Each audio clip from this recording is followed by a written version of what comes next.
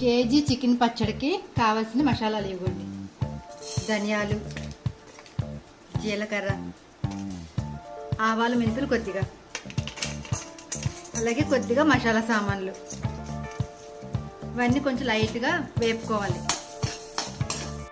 నూనెలో ఒక 1/2 కేజీ నూనెలో ఇలా ఫ్రై చేసుకోవాలి. ముందు అవి వేగిపోయిన తర్వాత అల్లం వెల్లుల్లి పేస్ట్ కూడా వేసేసుకోవాలి. ఒక 50 గ్రాములు పట్టింది అల్లం పేస్ట్.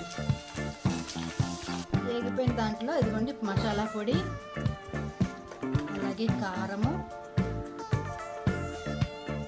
ఉప్పు ఇలా కలిపేసుకోవాలండి. అంతేనండి, పచ్చడి అయితే రెడీ అయిపోయింది. నిమ్మరసం కూడా వేస్తాను.